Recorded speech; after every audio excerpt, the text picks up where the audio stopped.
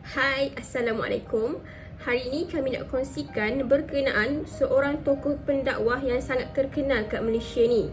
Saya yakin penonton yang menonton video ni pasti dah kenal dah dengan tokoh yang akan kami kongsikan sebentar nanti.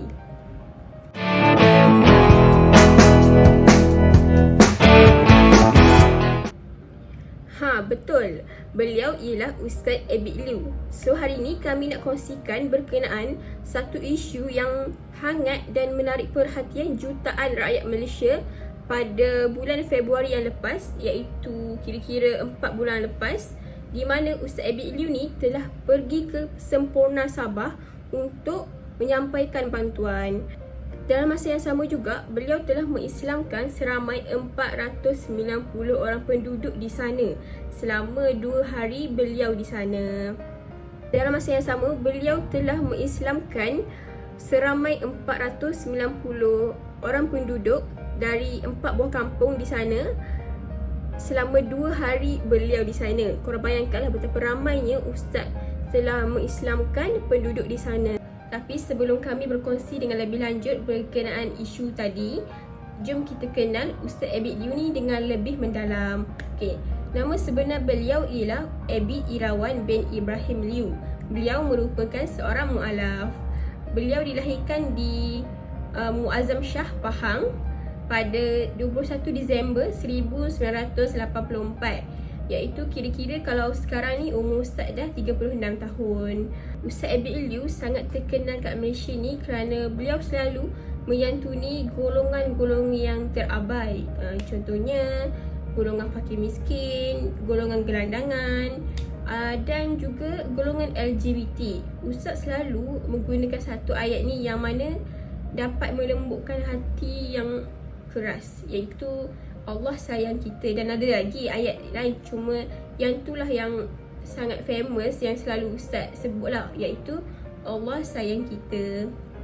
Peristiwa pengislaman satu kampung suku Bajau Laut seramai 157 orang di Semporna Sabah oleh penceramah terkenal Ustaz Abid Liew. Bajau Laut ini mereka tinggal di atas lautan dan mereka hanya menginap di pondok kecil dan di dalam bot dan di dalam perahu. Mereka terikat di lautan dan tidak boleh ke darat kerana tidak mempunyai dokumen sumber dokumen pengenalan diri yang sah. Mereka ini, kumpulan atlet ini berasal daripada Indonesia dan Filipina yang hanya tinggal di atas laut sepanjang hayat. Kalau masyarakat kita tidak pernah terfikir bahawa wujudnya, tapi mereka benar-benar ada sebenarnya, bukan dalam filem sahaja. Kehidupan mereka yang jauh daripada darat ini dan terputus dengan hubungan luar menyebabkan ramai yang tidak tahu akan kewujudan mereka. Mereka hanya bergantung dengan memancing ikan dan mengutip kerang. Mereka juga tidak mempunyai bekalan elektrik dan bekalan air bersih. Ceritanya bermula ketika Ustaz Abid Liew, pendakwah yang terkenal Ustaz Abid Liew ini, yang menghulurkan bantuan musim COVID-19 kepada mereka yang memerlukan. Ustaz melawat masyarakat suku Bajau Laut ini dan menghulurkan bekalan makanan. Ketika memberi bantuan, ramai kanak-kanak yang mengelilingi Ustaz untuk berebut mendapatkan makanan. Dan ketika itu juga masyarakat di sana menanyakan perihal agama kepada Ustaz. Mereka bertanyakan apakah itu Tuhan dan siapakah Tuhan. Ustaz Abid Liew menanya semula kepada mereka. Tak ada ke siapa-siapa yang menceritakan tentang agama. Dan mereka pun menjawab mereka tidak tahu tentang agama dan tak ada siapa-siapa yang beritahu dan mereka tak tahu. Ustaz pun mengumpulkan semua penduduk kampung Bajau ni di perahu dan mengajarkan kalimah syahadah, dan mereka pun mengucap 2 kalimah syahadah beramai-ramai dan memeluk Islam. Ustaz pendakwah terkenal ini pun sangat gembira dan terharu dan sehingga berhasrat untuk terus menghulurkan bantuan kepada mereka dan membina sebuah sekolah untuk anak-anak masyarakat itu. Sekian itu saja daripada saya. Bismillahirrahmanirrahim. Nama saya Wan Maisara binti Wan Abdul Latif. Seterusnya, saya akan menerangkan berkaitan cara pendekatan dakwah Ustaz Abid Liu. Setelah kita ketahui bahawa Ustaz Abid Liu telah mengislamkan satu kampung di Sabah, bagaimana orang-orang di sana boleh tertarik dengan dakwah yang disampaikan oleh Ustaz Abid Liu ni? Kalau kita follow perkembangan Ustaz Abid Liu ni sebelum ni, kita dapat lihat bahawa Ustaz Abid Liu tidak pernah diam untuk melakukan dakwah. Hampir setiap minggu orang masuk Islam. So, macam mana 157 penduduk bajau laut ni tertarik untuk masuk Islam? Apa yang saya lihat, metod yang digunakan oleh Ustaz Abid Liu adalah kasih sayang dan juga penyampaian dari hati. Saya percaya bahawa kita semua tahu ayat yang selalu disebut oleh Ustaz Abid Liu, iaitu Allah sayang kamu. Memang skema Ustaz Abid Liu tu macam tu, tapi cara dia cakap tu iaitu melalui hati. Allah sayang kamu, Nabi Muhammad sayang kamu. Ustaz tak pernah sebut pasal akidah apa semua. Cara yang Ustaz sebut ialah Nabi Muhammad, Nabi saya nak sangat jumpa kamu, nak sangat kamu masuk syurga bersama-sama. Ustaz Abid Liu ni dia cerita yang baik-baik tentang kasih sayang, sampaikan orang bukan Islam ni kagum dan jatuh cinta, dengan jatuh cinta apa yang diceritakan oleh Ustaz, sehinggalah mereka nak masuk Islam. Metod penggunaan hati dan kasih sayang ini merupakan pendekatan manhaj dakwah secara aktifi. Apakah manhaj dakwah secara aktifi ni? Aktifi merupakan memfokuskan kepada emosi dan juga perasaan. Pendakwah yang berdakwah menggunakan pendekatan aktifi ini selalunya menggunakan usul al-mau'izah hasanah, iaitu memberikan nasihat atau pengajaran yang baik kepada mad'u, memuji tindakan baik yang dilakukan oleh para mad'u. Selain itu, menzahirkan kasih sayang sesama insan melalui panggilan yang baik yang menyentuh perasaan dan menunaikan keperluan para mad'u yang ditimpa musibah. Oleh itu, samalah juga dakwah Ustaz Abid Liu ni terhadap orang-orang di bajau laut dengan menggunakan pendekatan dakwah secara aktifi. Jadi sebagaimana kita tahu, cara pendekatan dakwah Ustaz Abid Liu ni sangat lembut dan mudah dihayati. Kita boleh lihat video-video atau dakwah-dakwah Ustaz sebelum ini terdiri daripada pelbagai golongan. Ustaz Abid Liu ni selalu menggunakan kaedah beramah mesra bersama para mad'u tanpa menghukum keburukan dan kesalahan yang mereka lakukan. Antara yang dikongsi oleh Ustaz Abid Liu ialah usahanya mendekati golongan LGBT. Dia tidak menggunakan cara langsung ataupun straightforward, tapi Ustaz Abid Liu ni lebih memilih untuk menerapkan cara halus bagi menarik golongan ini dalam usaha mendekati golongan ini secara berhemah dalam usaha menyampaikan dakwahnya.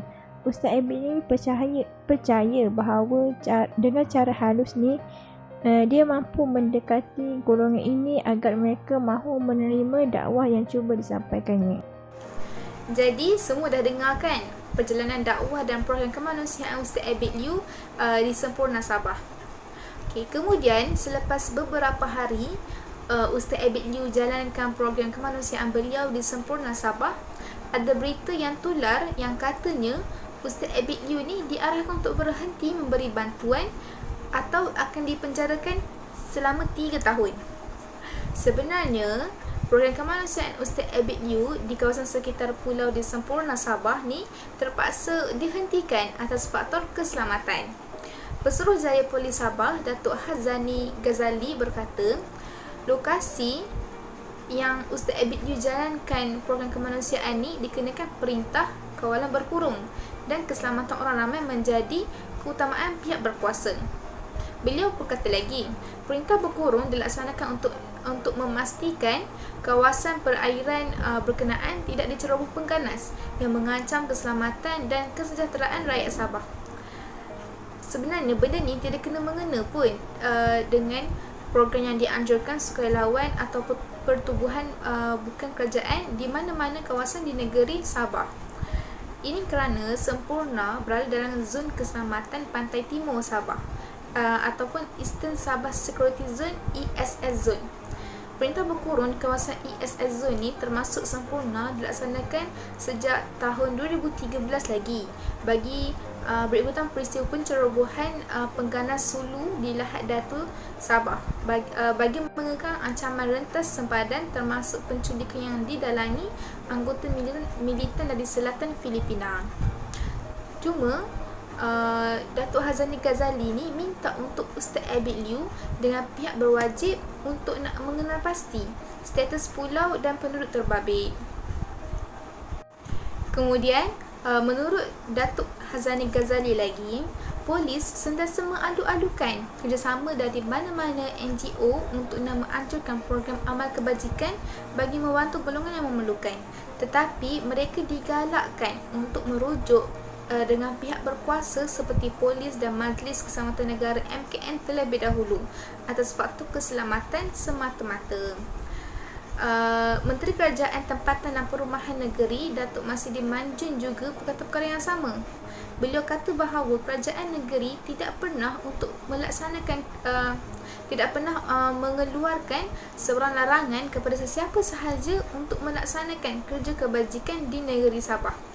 Cuma di pantai timur Sabah tertakluk kepada peraturan perintah berkurung, malah dilarang sama sekali pergi ke tempat tertentu kerana ada risiko keselamatan dan program itu perlu dilaksanakan pada masa yang ditetapkan, bukan pada masa larangan. Jadi berikutan dengan perkara itu, Ustaz Abid Liu ni menyatakan bahawa beliau terpaksa untuk menangguhkan pembinaan sekolah kecil atau pusat kegunaan masyarakat setempat yang dirancangnya walaupun sudah menyediakan peralatan membina seperti kayu. Kemudian beliau terus ke Tawau untuk menunggu penerbangan pulang ke Semenanjung Malaysia. Hai, Assalamualaikum semua. Nama saya Nurul Nafisa binti Azmi merangkap sebagai penutup bagi pengisian kami pada kali ini. Jadi anda semua dah dengarkan tentang kisah tokoh dakwah kami yang menarik yang telah disampaikan oleh sahabat-sahabat saya sebentar tadi. Jadi sekarang tanpa membuang masa, saya ingin membawakan kepada anda mengenai perkembangan terkini beliau, iaitu sumbangan Ustaz Abid Liu, yang mana beliau telah menabur bakti dan melebarkan bantuan tanpa sempadan sehingga ke luar negara. Nak tahu di mana? Dan dua negara itu adalah negara Afrika Selatan dan yang terkini dan paling hangat adalah negara Palestin. Okey, baik, seperti yang digempar-gemburkan pada 22 Mac yang lalu, Ustaz Abid Liu telah memuat naik satu kiriman di akaun media sosial beliau, Instagram, di mana beliau meminta agar rakyat Malaysia mendoakan beliau bersama tim atas misi kemanusiaan dan kasih sayang, iaitu di Afrika Selatan. Semoga menjadi asbab kepada kebaikan Abid Liu. Okey, jadi menghulurkan bakti tiada sempadan, Ustaz Abid Liu telah membuatkan ramai rakyat Malaysia terinspirasi dengan beliau untuk terus menabur bakti, terus melebarkan bantuan terutamanya kepada golongan remaja. Selepas melimpahi sumbangan di negara ini, Ustaz Abid Liu tidak lekang dalam memperluaskan aktiviti kebajikannya ke Afrika Selatan dan yang terkini adalah ke Palestin. Jadi macam kita tahu, selepas daripada memberi bantuan ke Sabah, tidak lama selepas itu beliau melebarkan aktiviti kebajikannya ke Afrika Selatan untuk membantu golongan yang susah. Okey, kemudian isu yang bergolak pada baru-baru ini iaitu pada betul-betul penghujung Ramadan yang bertarikh 7 Mei yang semestinya menggemparkan kita semua, terutamanya umat Islam serantau dunia. Di mana pada waktu itu tatkala umat Islam di bumi Palestin sedang mengimarahkan Masjidil Aqsa untuk menunaikan solat tarawih, dengan secara tiba-tibanya berlaku serangan rejim Zionis ke atas umat Islam di sana. Sejurus menimbulkan kekacauan, menimbulkan kekecohan dan suasana menjadi huru-hara serta mencemarkan malam Ramadan yang mulia. Pentempuran yang berlaku hari demi hari sehingga 11 hari yang mana dinamakan sebagai Perang Pedang Al-Quds itu telah menyebabkan ramai kematian, banyak yang terkorban dan banyak kerosakan yang berlaku di bumi Palestin. Okey, baik, berikutan pergolakan yang berlaku, Ustaz Abid Liu telah menyertai misi bantuan kemanusiaan Gaza Palestin dalam usaha menghulurkan bantuan di negara berkenaan. Berita itu dimaklumkan oleh Ustaz Abid Liu sendiri menerusi satu hantaran di Instagram miliknya. Ustaz Abid Liu telah muat naik satu video di mana perjalanannya menuju ke KLIA dan diiringi dengan kru-kru beliau. Dan dalam kiriman tersebut, beliau memohon doa agar misi bantuan kemanusiaan ke Gaza Palestin tersebut dipermudahkan oleh Allah Subhanahu Wa Taala. Okay, Alhamdulillah, sebelum ni Ustaz Abid Liu dilaporkan akan berlepas ke Mesir pada 25 Mei yang lalu untuk menjayakan misi bantuan kemanusiaan ni dengan menyampaikan sumbangan kepada rakyat Palestin yang terjejas akibat serangan Israel ni. Dan kali terakhir status Ustaz Abid Liu di laman Facebook beliau iaitu pada 27 Mei dan memaklumkan beliau selamat tiba di Mesir dan membeli barang keperluan asas dan ubat-ubatan sebanyak 2 trailer besar dan beberapa lori yang lain untuk dihantar terus ke hospital-hospital di Gaza. Dan dalam perkembangan terbaru, Ustaz Abid Liu dilaporkan akan pulang daripada misi kemanusiaan ni bagi membantu rakyat Palestin dalam masa yang terdekat ini. Dan kita sebagai rakyat Malaysia sama-samalah berdoa agar dipermudahkan urusan di sana.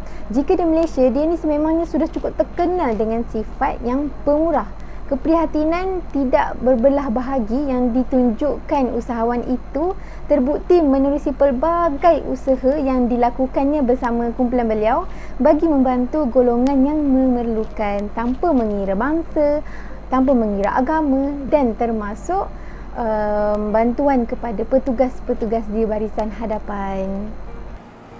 Okey, sekian saja kisah yang kami kongsikan pada kali ini. Semoga anda semua dapat pengajaran dan ibrah yang baik untuk diaplikasikan di masa akan datang. Yang baik datang daripada Allah, yang buruk itu datang daripada kami. Sekian, wabillahi taufiq wal hidayah. Assalamualaikum warahmatullahi wabarakatuh.